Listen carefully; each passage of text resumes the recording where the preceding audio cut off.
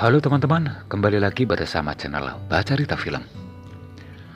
Untuk kali ini Mimin akan membahas sebuah film dengan judul Cafe Midnight. Sebuah film yang menceritakan dua insan yang akan melaksanakan pernikahannya. Namun sang pengantin pria mendadak menghilang di hari pernikahan tersebut. Kemudian si pengantin wanita sempat bertemu dengan si pengantin pria tersebut. Namun ternyata si calon pengantin pria tersebut kini jauh lebih muda dan bahkan tidak mengenali dirinya. Apakah yang terjadi? Mari kita simak cerita selengkapnya.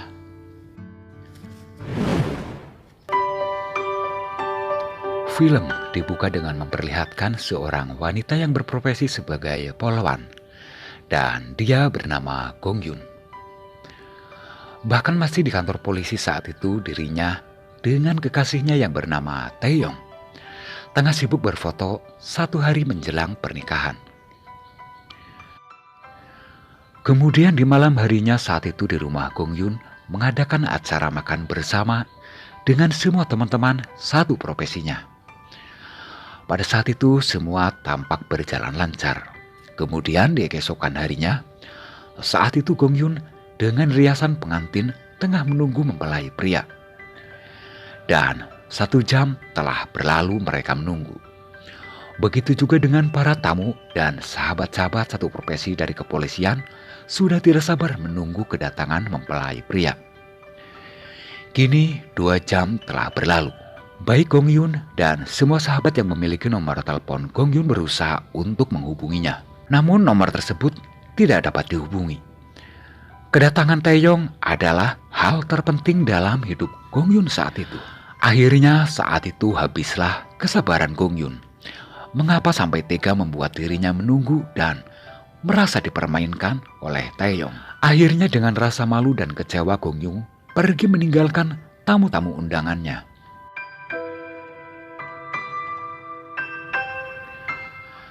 Saat itu Gong Yun berniat untuk mengunjungi rumah calon suaminya, yakni Taeyong. Singkat cerita, Gong Yun telah sampai di rumah Taeyong, namun Gong Yun tidak menemukan keberadaannya. Kemudian berusaha untuk kembali menelpon, namun nomor telepon Taeyong tidak dapat dihubunginya. Saat itu, yang bisa dilakukan oleh Gong Yun hanya mengirim pesan suara dan memaki Taeyong karena dianggap telah mempermalukan, bahkan mempermainkan dirinya. Saat itu Gong Yun berniat meninggalkan rumah Taeyong. Dirinya melihat ada kamera CCTV yang terpasang di belakang samping rumah jalan Taeyong. Kemudian meminta rekan kepolisian agar memeriksa rekaman tersebut. Di dalam rekaman CCTV, rekan polisi mendapati bila Taeyong menaiki sebuah taksi. Namun ada kejanggalan dalam rekaman video tersebut, yakni ternyata mobil tersebut sudah tidak beroperasi sejak 6 tahun yang lalu. Sebelum Taeyong naik ke dalam taksi, dirinya tidak sengaja menjatuhkan sesuatu. Kemudian Gong Yun mengambilnya, ternyata itu adalah sebuah alamat. Kemudian alamat tersebut dicari via GPS. Masih menggunakan gaun pengantin, Gong Yun tetap bersikeras untuk mencari alamat tersebut. Saat itu menyusuri gang dan perbukitan untuk menuju alamat tersebut. Tanpa lelah, Gong Yun terus berlari. Dan akhirnya Gong Yun pun menemukan alamat tersebut yang tak lain sebuah kafe. Kemudian setibanya di dalam, Gong Yun langsung memeriksa ke semua sudut berharap menemukan Taeyong. Bahkan sang pemilik kafe merasa aneh dengan sikap Gong Yun. Setelah merasa lelah, Gong Yun akhirnya bertanya pada sang pemilik kafe. Awalnya Gong Yun bertanya, mengapa baru melihat kafe ini? Kemudian sang pemilik kafe menjawab, kafe ini memang tidak buka di siang hari, melainkan hanya buka tengah malam hingga fajar saja. Gong Yun tidak menaruh curiga saat itu. Kemudian memperlihatkan foto Taeyong. Barangkali si pemilik kafe mengenalinya. Dan benar saja, sang pemilik kafe berkata, bukan hanya sekedar mengenal, melainkan Taeyong memang bekerja di sini. Namun tidak saat ini, melainkan 6 tahun yang lalu. 6 tahun yang lalu memang Taeyong bekerja di sini.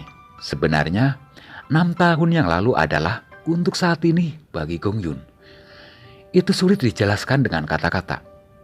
Bahkan Gong Yun sempat marah pada saat itu karena kalimatnya sulit dicerna dengan akal sehat. Tidak lama kemudian, Taeyong dalam versi 6 tahun yang lalu, saat ini dirinya masih gondrong.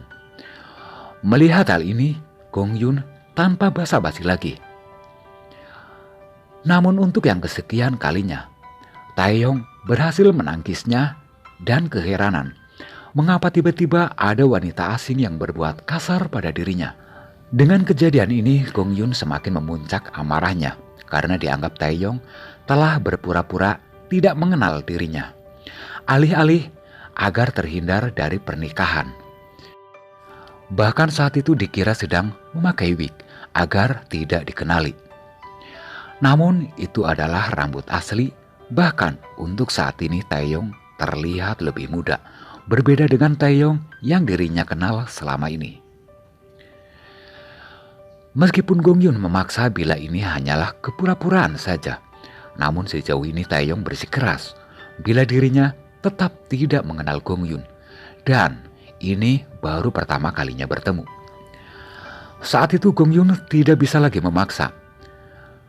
Kemudian di keesokan harinya di kantor, Gong Yun bercerita pada rekan-rekannya bila dirinya sudah bertemu dengan Taeyong semalam.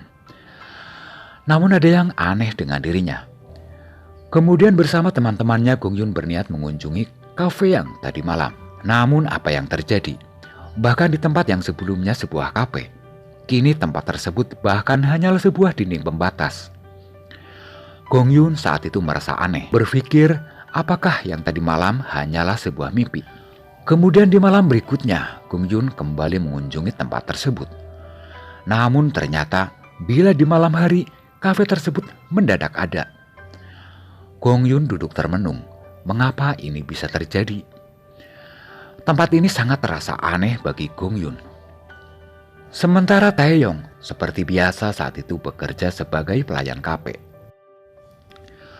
Untuk saat ini Gong Yun tidak lagi berpikir Taeyong berpura-pura dan percaya 100% bila Gong Yun kali ini sedang berhadapan dengan Taeyong 6 tahun sebelumnya. Singkat cerita, di lain waktu saat itu Gong Yun tengah berbelanja. Tidak lama kemudian beberapa anak sekolah muncul dan mereka adalah teman-teman Taeyong. Saat itu Gong Yun mencoba bertanya pada mereka dengan mentraktirnya. Kapan terakhir mereka bertemu dengan Taeyong? Kemudian dari sini Gong Yun sedikit mendapat jawaban. Terakhir mereka bertemu dengan Taeyong yakni malam sebelum hari pernikahan. Saat itu Taeyong dengan membawa sampanye berniat untuk berkunjung kepada ibu mertua. Begitulah menurut para siswa tersebut. Maka pada hari itu juga Gong Yun mengunjungi rumah ibunya. Selama ini Gong Yun terbilang tidak terlalu dekat dengan ibunya karena berbeda kepercayaan. Ibunya yang berprofesi sebagai dukun dan inilah alasan Gong Yun menjauh darinya. Namun untuk saat ini apa boleh buat? Karena harus menanyakan keberadaan Taeyong. Saat itu Gong Yun menanyakan apakah Taeyong pernah datang ke sini. Saat itu sang ibu menjawab berkata tidak dan justru berusaha meramal keberadaan Taeyong yang katanya bila saat ini Taeyong ada di suatu tempat yang tidak jauh. Gong Yun yang tidak begitu percaya dengan perkataan ibunya, dirinya pun pergi meninggalkan ibunya begitu saja. Kemudian di hari berikutnya Gong Yun kian semakin sering mengunjungi kafe tersebut hanya ingin bertemu dengan Taeyong. Dalam hati Gong Yun, meski saat ini kehilangan Taeyong di masa kini, tapi setidaknya dirinya masih bisa bertemu dengan Taeyong masa lalu. Bagi Taeyong dirinya saat itu antara percaya dan tidak apabila di masa depan dirinya akan menikah dengan Gong Yun. Saat itu Taeyong bertanya bagaimana kehidupanku di masa depan. Gong Yun pun menceritakan bila di masa depan Taeyong adalah sosok yang penyayang dengan hobi bermain musik dan pekerjaannya adalah sebagai koki. Mendengar hal tersebut Taeyong hanya tersenyum karena memang ciri-ciri tersebut mencerminkan bila itu adalah dirinya. Namun yang jadi pertanyaan, mengapa di masa depan dirinya harus kabur di hari pernikahannya? Untuk yang kedua kalinya, Gong Yun kembali memeriksa rumah Taeyong. Saat itu Gong Yun memeriksa laptop milik Taeyong. Dirinya menemukan bila ternyata selama ini Taeyong adalah seorang konten kreator musik di salah satu platform. Saat itu Taeyong sudah memiliki banyak penggemar karena suara yang dirinya lantunkan. Bahkan Gong Yun sangat terkejut. Ternyata bila selama ini bahkan ibunya sendiri adalah salah satu penggemar musik Taeyong. Namun mengapa selama ini ibunya seolah menyembunyikannya? Singkat cerita, Gong Yun mendatangi rumah ibunya kembali dan meminta penjelasan mengenai kanal Taeyong yang selama ini ibunya ikuti. Awalnya sang ibu menolak, enggan menjawab pertanyaan tersebut. Namun setelah adu mulut, akhirnya sang ibu mau menjelaskan, namun dengan satu syarat. Akuilah bila ibumu adalah seorang dukun. Saat itu demi sebuah jawaban, akhirnya Gong Yun berkata, "Oke, ibuku memang seorang dukun hebat." Dengan ini kemudian sang ibu pun meramal keberadaan Taeyong yang saat ini yakni di suatu tempat dengan ciri-ciri khusus. Kemudian tanpa berlama-lama Gong Yun saat itu juga dengan terburu-buru mencari tempat tersebut, dan inilah tempatnya. Namun di sini tidak ada tanda-tanda keberadaan Taeyong.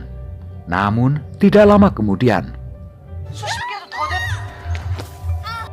ternyata di tempat tersebut ada sebuah lubang yang membuat Gong Yun terperosok ke tempat tersebut. Kemudian di sini Gong Yun menemukan ponsel Taeyong yang sudah mati.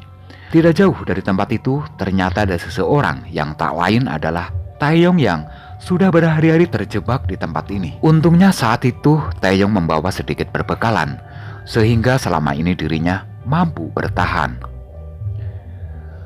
Tidak lama kemudian ibunya pun datang untuk mengeluarkan mereka dari tempat itu. Dan cerita pun berakhir sampai di sini.